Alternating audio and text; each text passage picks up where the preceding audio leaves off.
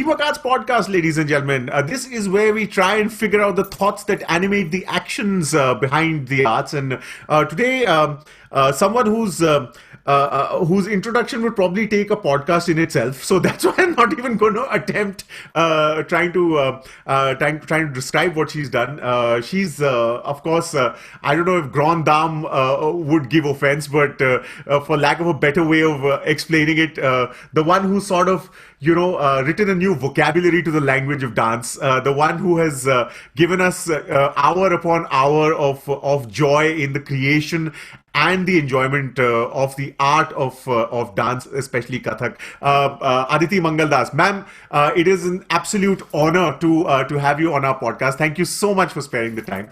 Thank you so much, Sarthak. Thank you so much, Teamwork Arts, to have invited me and share my thoughts with you and see how that animates life, that animates dance, that animates everything around us. Ma'am, I read this beautiful tribute that you had written. Of course, it's been talked about so many times, your association with Kumi Ben and the legendary Birju Maharaj. But on his passing, there was a beautiful tribute that you had written in the Indian Express. And in the end, you had described this little, anecdote where you had performed for his birthday celebrations towards the end of his life. And he had come backstage and he had told you कि धमाका था पर वो हवा का झोंका कहाँ था.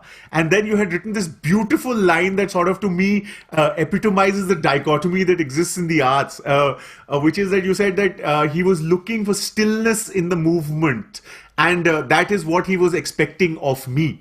And the two art forms that you espouse so beautifully and use so brilliantly, dance and music, are in that way strangely dichotomous, because in dance, it is the stillness that also accentuates the movement. In music, it is the silences that sort of bring out the sound. It'd be fascinating to get your idea about getting the melange of these two seemingly dichotomous elements to create art. Well, that was a slight correction. He didn't come backstage. I had gone to him in the audience. I see. And when I did my Pailagi, he said, "Kya baat hai?" It was like a tornado. But where was that hava ka jhonka? And I think that is really very important. It's really very, that is what makes an artist. This coming together, this constant holding of movement and stillness together. It's not movement, stillness. Movement, stillness. It's when the body is ready enough to hold both these two seemingly opposite elements together. And that was the greatness of Maharajji, that he was able to do this without a thought. And actually, it can only happen in the moment without a thought. I often say that when you're rehearsing, when you're preparing, when you're creating a work, the process is very often collecting, gathering, observation, conversations with your dance artists, with musicians, with architects, with people who you have a good rapport with. You collect, you read poetry, you'll go to a museum, you see a tree swaying in the wind. It's collection. And that's how you build that dance movement. But eventually, when you go onto the stage to perform or to share, you need to completely empty out. And I think that's when it's a strange thing, because that's when you're empty, you are able to connect to the viewer, one by one, individually, seemingly individually, even though you are one person in front of hundreds of other people. but you are able to connect to each one. And I think, I mean, I'm not saying I can do it or that it's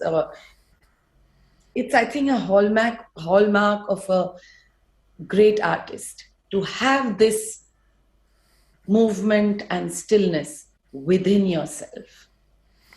There's there's also this whole thing about trying to bookend the limitlessness of the imagination within the two walls of the that sort of abut the stage.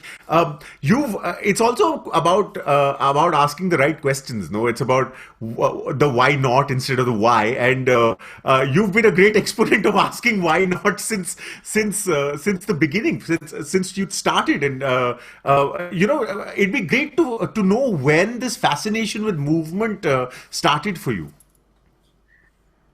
Yeah, first of all, this bookend, these sort of barriers, not barriers, this rekha, Yeah.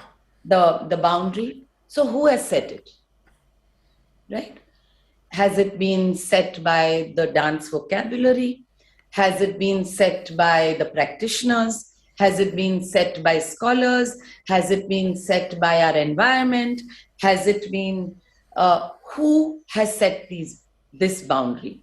So how can anything in a way have a concrete boundary? How can it? I mean, you just look out and you can go into a limitless space.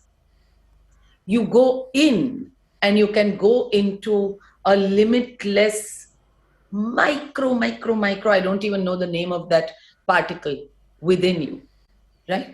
So boundaries are, I think, self-made.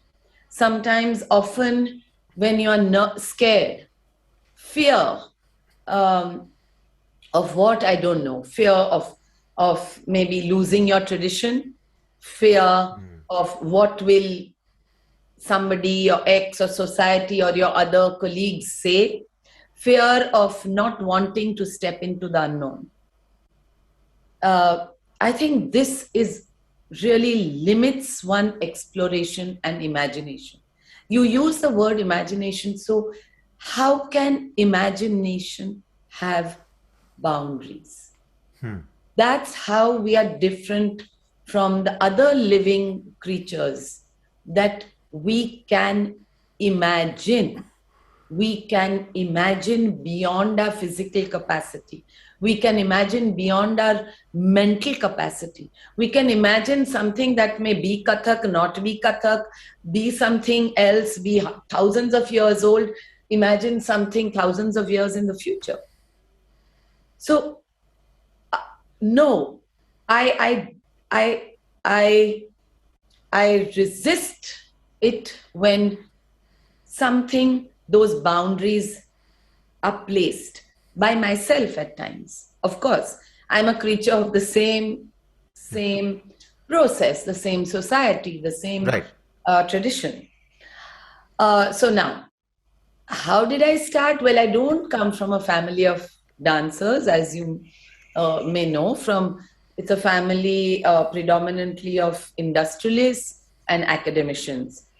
But as a young child, and I don't know from where this gene of artistry, I believe my mother wanted to dance, but she was just never encouraged to do so. So we lived with my paternal grandmother, and the whole Guju family would come to visit her in the evening. And there was this little table, and my mother says that I used to jump on it and try to attract attention through movement, something I would be doing, without wanting to also communicate through that. And so they felt that, well, there is some artistic gene in her, and within their possibilities, they exposed me to music and dance and the fine arts, even put me into a community science center, which was lovely because we were finding our own experiments to create, just things that were creative in a open and free environment. And everything fell by the side, and dance came to be my calling. I must also say that it was a very liberal family.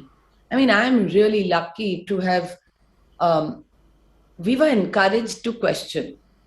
And at times my dad would say, okay, what do you mean? I don't think that's right. But I would say, no, but I do, And so why do I do?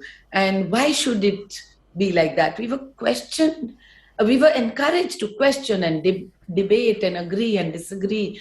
And also this equality given to me as a girl child, because I have a younger brother who I'm very close to. But growing up, I never felt my immediate family did not gave me that courage to say, no, okay, we are two human beings.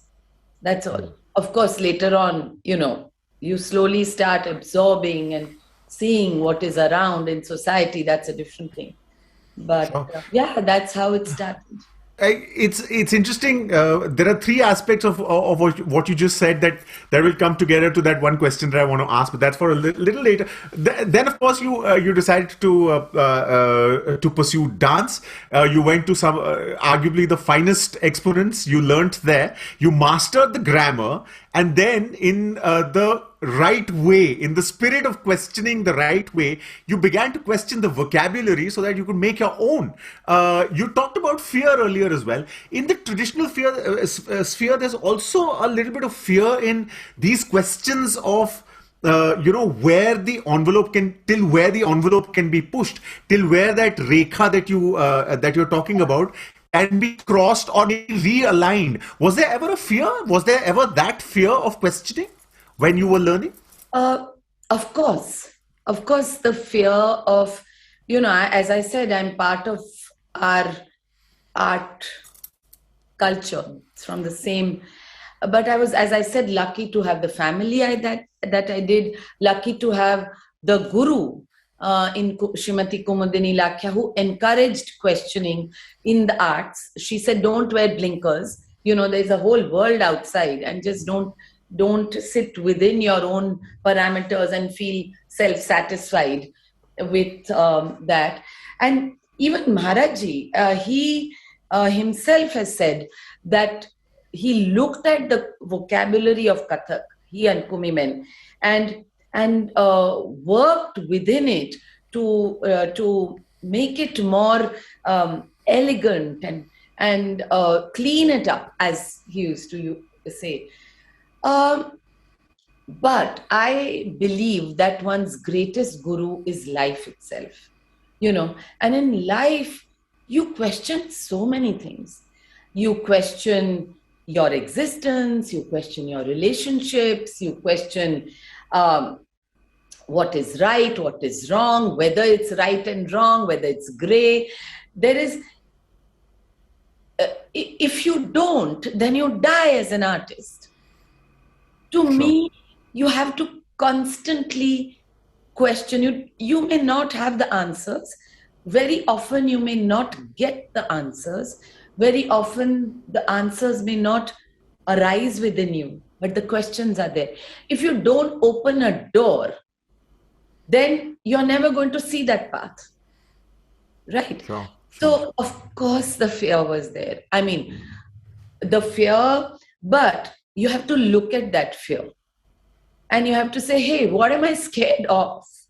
Is it somebody will sanction me? Somebody will put me into a bracket? Somebody will say, well, she can't dance this or can't dance that. But what is that compels me to dance? I mean, actually, what is in my priority? Who am I? Am I a dancer first or a human being first? And I'm a human being first. Am I a dancer or a Kathak dancer? I'm a dancer. Right? So if I have compulsions of sharing something through the movement of my heart, body, and mind, which to the best of my ability doesn't doesn't feel right within the broadest parameters of Kathak, what do? Do I let that creative impulse of a human being say, no, no, no, no, I can't have anything to do with it? Or do I find ways, discover ways, question ways of being able to communicate that? I'm a storyteller. Katha kahe so Kathak. So stories have changed. Each individual has their own, his or her own stories. Each one has her or own life experiences that has fed into the art. How can art exist in a vacuum? How can I say it happened 2000, so exactly like that I'm going to dance? Then it's dead. I mean, you may be moving, but it's like a dead object in a museum, Sure. unless it's breathing today's air.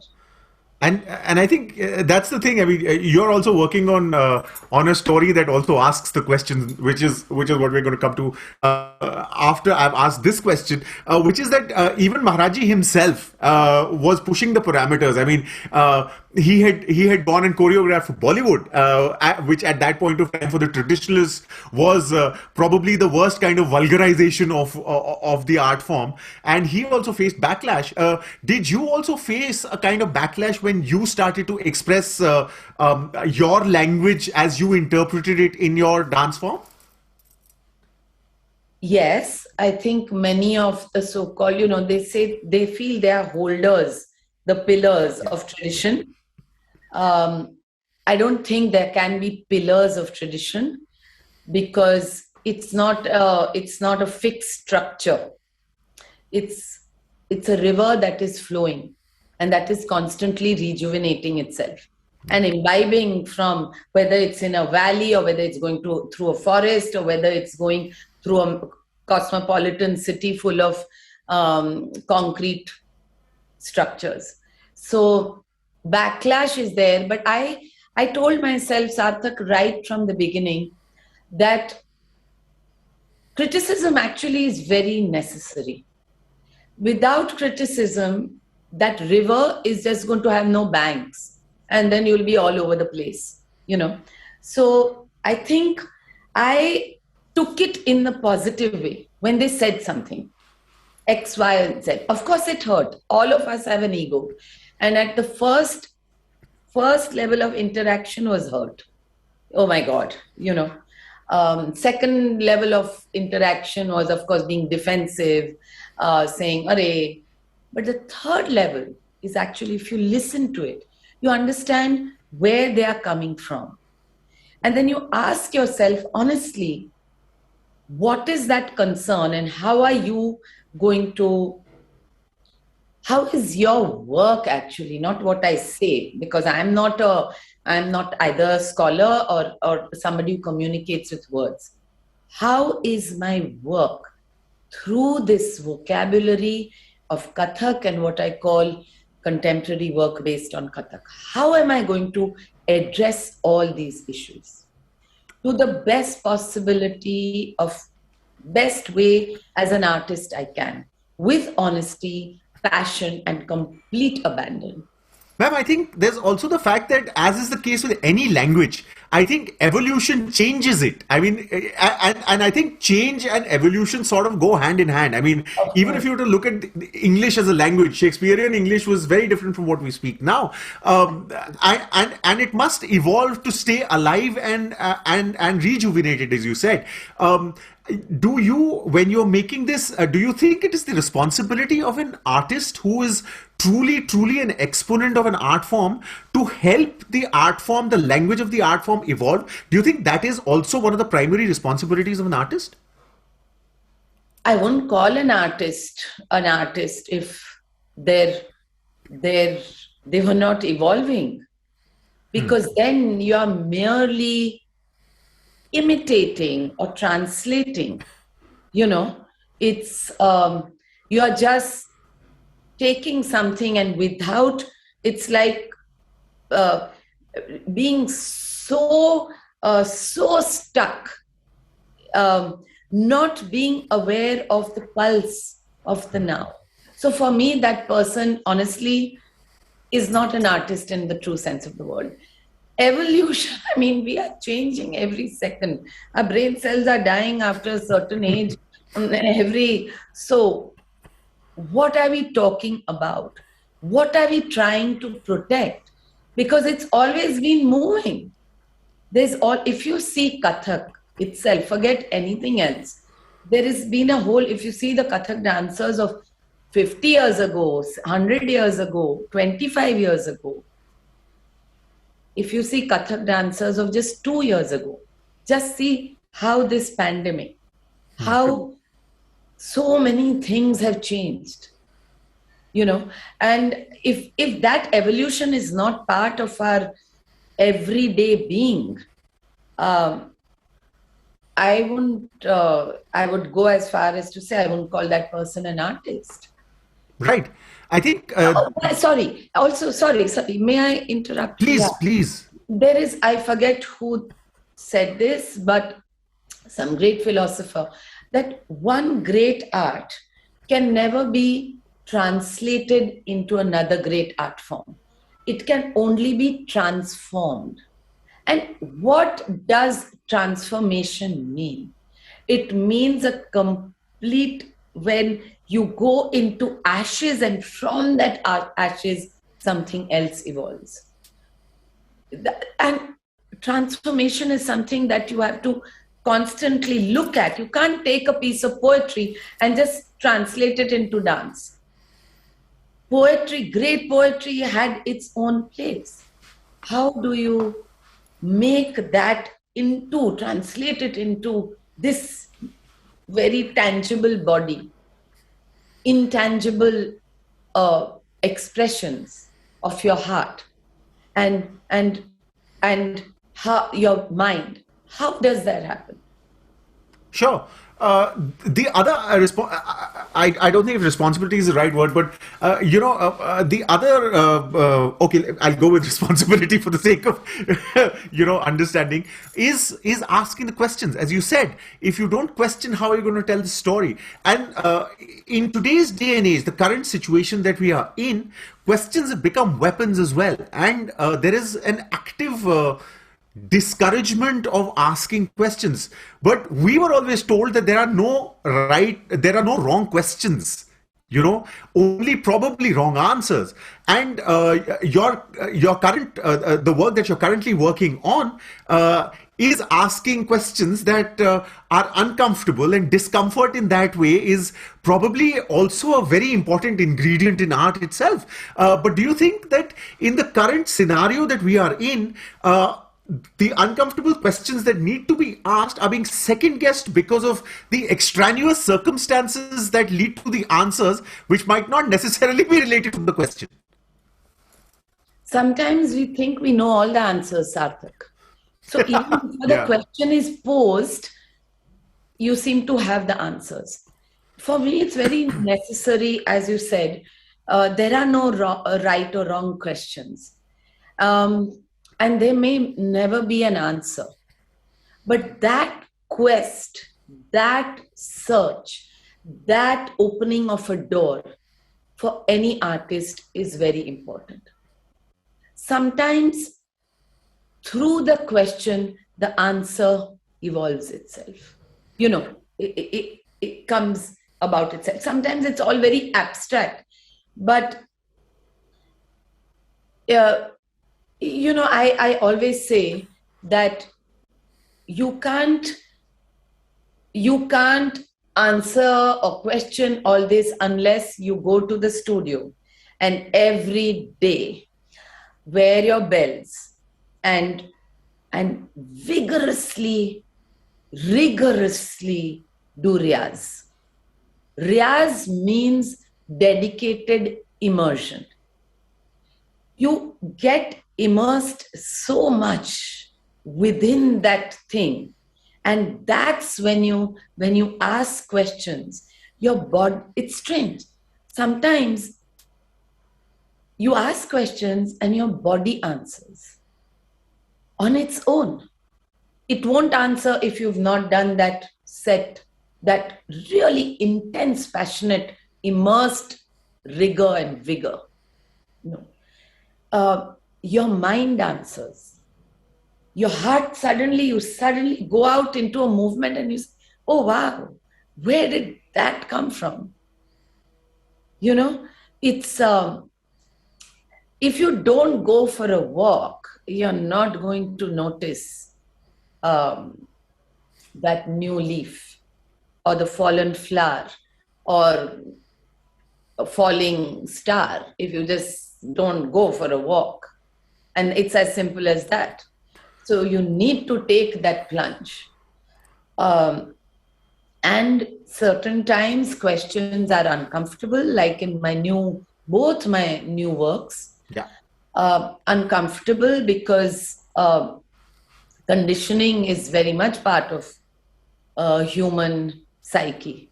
You know, we start getting conditioned from from childhood. We are from our Indian cultural scenario. We start hearing stories, mythological stories, which also start building a certain conditioning within us, unknowingly, subconsciously. There are comments, sayings which are said so easily. Don't cry like a girl. मैंने क्या चूड़ी पहन रखी है? Very, very normal, everyday kind of thing. It becomes part of your psyche. Sure. Okay, things like chhed-chhad, like in Kathak, there is a whole thing of chhed-chhad, which actually means no means yes, if I may say so. Sure. Now, I was so taken up by when I saw the great performers doing this. Actually, I didn't see the message that it was slowly, insidiously, is that a right word?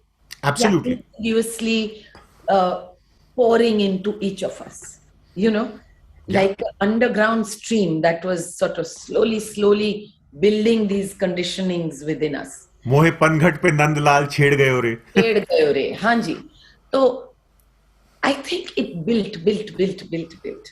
And till suddenly, and it's not very, it's just 10 years ago, I said, hey, wait, what am I dancing? Yes, the movement is beautiful, the structure is beautiful. But what is the message that I'm constantly giving? So these are the kind of things I think one has to question. Sure. Like it, dislike it, that's a different thing. Without questioning, you can't go ahead. Let's take female sexuality. Yeah, that's that's my new solo. Why is the world scared of female sexual fantasy? Why do we feel awkward? I myself feel awkward right now to discuss sex, to use that word. Why is that? Why is it that women from time immemorial, from cultures from across the world, in different levels, but constantly are sanctioned, judged, compartmentalized, controlled, and eventually punished for owning their own desire? Why? Why is it that we feel that if women were able to own their own desires, were able to express this whole very natural, biological, emotional, physical part of our lives, why will society not accept it? Why are we going to always say she's a this or she's a that or she's a, immediately judge? But ma'am, there's also this fact that in the current scenario, everything needs to be put in a box, and why has become a bit of a troublesome question and a weapon in itself. And especially for an art form like dance, which does not use explicit words, but it tends to get the message through the subtlety of nuance. Are you finding yourself second guessing the content that you're making because of the reaction that it might get? That's question number one, which is whether you're second guessing. The second fact is that today, I think increasingly, and you could correct me if I'm wrong, information is being confused with knowledge. Information is passive, but knowledge needs to be an active assimilation of information. But today, because there's so much information and so little effort at knowledge, meanings are being attributed to a message that might mean something completely different. So are these, so that's two parts of the question. Are these also one, that if it's making you second guess because of the whys and the boxes that we're living in? And second being whether there is a little bit of a thought about the fact that the message might be misinterpreted because there's not enough knowledge and probably a little too much information. Yes. Okay, let me get to your, am I second guessing what the reaction may be, very honestly, yes, at times, of course I am, not second guessing, but apprehensive at times. And then I watch that apprehension. And I say, why is that? I started this conversation with my son and my mother about my sexuality. I said these were the two people who I would feel the most awkward. I'm already putting into a compartment what my son or my mother are going to respond, or how they are going to receive this questioning of mine, right? And it was a very liberating thing, Sarthak. I'm sure they also felt very liberated that, I can have this conversation with my mother, or my mother says, okay, I can have this conversation with my daughter, because that's what we do very little as far as, of course, sexuality is concerned, that we have practically no conversations at all in a way, yes, at times this little kida of second guessing does crawl in. I like to watch it, and I like to, because otherwise I'm not being truthful. Sure. The process is very much part of it.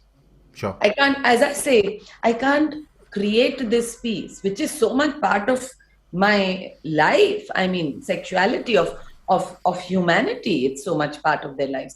So how can I put myself in four walls and create this piece? No, there is this apprehension, you have to watch it. You have to say, look, this is my conditioning responding, a conditioning of a fairly liberal childhood, conditioning of a fairly liberal way of living my life, somebody who can openly talk about it personally. Even then there is. So yes, and to keep that apprehension, and from that bring out something, because what is a work without your vulnerability? I mean, excellent. Yeah. There, I find this tuck, I'm this and this and this and this. No, please. Humanity, there is so much vulnerability. It's when you have the courage to open that out and say, hey, here, I am also human. I have these issues. I get nervous, I get scared, I get angry. And it's through that process that I have created this. So, yeah. Sure. And what about the messaging bit? The fact that the message might get misinterpreted. Does that ever enter the scheme of things while you're making your art? No, what happens is when I'm making it, I question myself, but of course, then I have people who I trust, who watch the work, and constantly question me about my intention. See, eventually, I'm the dancer and I'm the choreographer. So, eventually, it will be a vision that has come within from me, right? But there may be something that I'm not seeing, not aware of, being blind to, you know, being scared of. So I'm not opening out. I'm going there and then pulling back, going there and pulling back. So there will be, I respect these people who I have with me, who are my collaborators, who watch rehearsals, who watch the process, who watch, we have lots of chats, lots of rehearsals, and they question, what's my intention? If you're trying to say this, okay, we are getting that. But you are saying this, but the messaging is something else.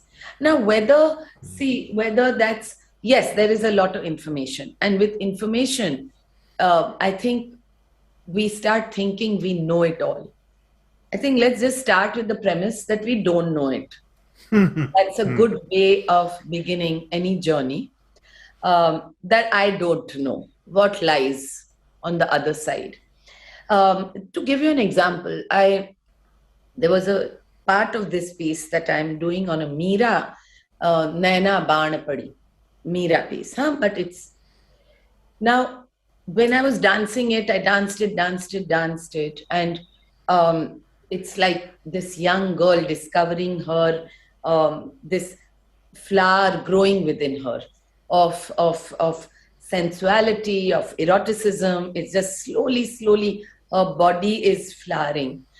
And then there are premonitions of really, I use the word premonitions, but like vision suddenly of what may come. Sure. You know? And I put in the premonitions, but I didn't see the message I was giving, because I just went and danced my full Kathak, the whole piece. Till my collaborators watched it and they said, hey, listen, if there is a flower and suddenly it's shut, okay, you feel something has been shut, right? Isn't that going to make you question something within you? Hey, what is it? I am feeling this desire, but somewhere there is a sanction. There is a hand here. Doesn't that need to enter the next time you dance something immediately after that? You see? So how do you unravel? How do you close up, whichever way it is? And therefore, it's very important to constantly have people giving you feedback, people who you trust.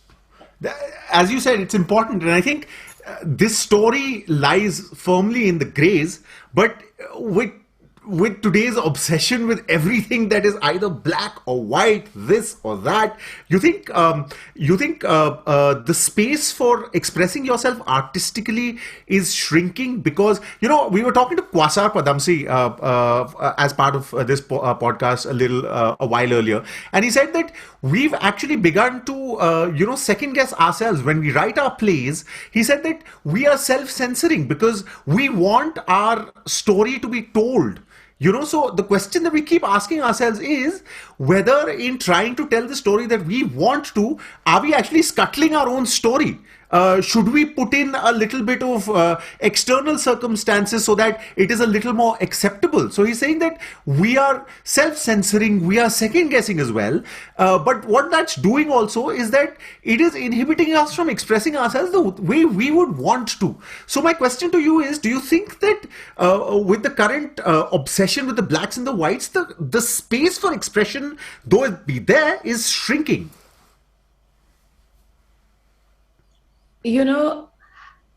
This is what I mean by saying that be constantly aware. There is nothing black and white. There's a whole range of things in between. And that is where the discovery of your work lies. So you start with these two polarities, but that you may start from the end of the black or the white. Okay, somewhere. You have to have a peg where you begin. But the peg can't become the work. Right. So you cannot, of course, self-censoring, as I said, being aware is what's going to happen, how will be the reaction. These are things that keep coming. If you're aware of that, then you're aware that that peg or that black or white doesn't become the work. Those were places you began from. Yeah, you have to start somewhere. You have to open the book somewhere to start reading, right? But that page doesn't become the story. It's the discovery in between. Right. And it's the openness to see if you're falling into that trap. And as artists, I've seen myself very often falling into that trap, into this very black and white trap. Of course. Because at times, it's easy to do. It's very easy to fall back, let's say, in classical dance, on tradition, on what your guru has taught you, what is accepted, what is the norm, and you just say you feel comfortable. It's when you push that barrier, get uncomfortable, and then find your truth within it. Kitni baar hota hai? But you have to constantly, sometimes, like this brilliant dancer and choreographer Akash Odedra, I was talking to him, I was saying, I'm getting stuck, Akash. I'm not, it's just like everything to me feels as if it's like this, and that piece that I was working on is not breathing. It's stuck, as I said, between either black or white. And he said, Aditi Ben, just park it. Let it be. And just do anything else you like. And go back to it. And I went back to it today. In fact, it's a very, very current experience. I just wasn't getting any of the nuances. Just not feeling it, Right. And suddenly something happened today. But be honest, to be aware, you are going to be scared. Be scared, but watch that fear and be vulnerable. I rather be guided by doubt than by surety. Because by surety, you don't ask any questions. You just think you know everything. Yeah. Yeah, that's the problem, though. Which is the problem with many of our, artists, Sure.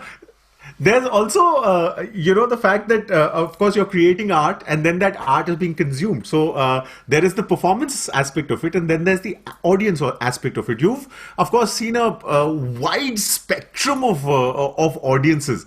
Have you seen them change? And if you have, how has the reception of your art changed or evolved? Look, there's one practical thing that has changed, obviously, today, and it has been sort of drilled in even more through the last 2 years of this instant gratification of 30 seconds of watching dance. I mean, I've honestly had people come up to me and said, "Oh, you're Aditi," and I said, "Yeah," and I'm feeling very happy. Oh my God, they see me perform somewhere, and they say, "Oh, we are following you on Instagram." And we love your dance. Now, I've not posted anything on Instagram that's more than 45 seconds. You see? And my heart sinks because I say, oh my God, what is that depth I will have to go in to actually have that person sitting in the audience when I'm dancing for 1 hour? What is that exploding or imploding thing that I, especially these 2 years, because everybody has been on uh, but I think, look, Kumiben, my Guruji used to say, there is good dance and there is bad dance, and yeah, and that very often we as artists become very complacent. And complacency is when we become irrelevant. And because what the stories you are saying um, are not, it's not whether the audience is in India or somewhere in Timbuktu or wherever else in the world, but time is flowing, right? I'm aging, things are moving. How, if you're not aware of this, why would a person come into a theater if you don't give her or him an experience in a way that is not possible through this other media, or challenge their way of thinking? Yeah. I mean, you just give them something, bahut acha, beautiful dance, fabulous, and then you go out and then you forget and then you say, you don't remember. Like that fragrance of that needs to. Absolutely. I'm not saying I can do it at all. I'm just saying that we need to be, as artists, really not, I mean, go far away from any form of complacency. And now things opening out, it's going to be even tougher. People have got used to these, Yeah. so. And also to moving on, no, I mean, it's so wonderfully put, the fragrance after the performance. So I work on radio. I've worked almost more than half my life on radio, and we were told by the finest in the industry, and of course this is personal experience as well, that if you can make someone remember what you've said 5 minutes after the radio has been turned off, you have done a great show. You Yes, know, exactly. if you've made someone think about you and your message, it's you have accomplished what you were supposed to do in that period of time. And talking of time, as you said, time is moving on. It is always linear. What do you see as the future of the art form of dance, of Kathak in particular, and classical dance in general? Sarthak, I am not thinking about tomorrow, let alone the, yeah. It's been such a roller coaster for the whole of humanity and for the arts sector especially. So I don't want to project something which I have no idea about. My reality is of the moment right now. Um, and yes, of course, practically, I have a premiere, I have something there, something there, but I want to create in this moment where my heart, body, and mind is now. Yeah, so Sure. I can't really, I'm not a scholar to be able to project how dance will be or what will be or where I want to be. Honestly, because whatever I was thinking 2 years ago, I mean, any of us were thinking, didn't quite. So I find it much more meaningful piece for the peace of my mind also to to concentrate on what I have right now, and to what you mentioned. This is very relevant to Kathak. कि आपने बात की कि 5 minutes later, if somebody remembers what you've said, so that means that that fragrance of it has Yes. remained. You see, Kathak was danced, still danced, very often where you say, now see this, now see that, now see how I take 50 turns, right? Now, there was a time and place for that, I felt, because the whole intention was to chamatkar karna. एक कि वाह वाह वाह वाह 50 चक्कर करना. हाँ. For me, the last many years has been about चमत्कार तो करना है, वो तो that you can't take away that aspect from the art. But if you do those 50 turns, you may have people clapping, and they may remember post, they've come out of Kamani, got into their car, and then that's it. कि बहुत अच्छे से 50 चक्कर किए. Now, but if those 50 turns are such that you suddenly remember yourself, where your first love, you know, what happened to you, or something that went all asunder in your life, you know, which was like, then what happens? That it just doesn't stop at the gate of the Kamani auditorium. Yeah. Remains with you for longer. And I think you need to touch that space in each human being.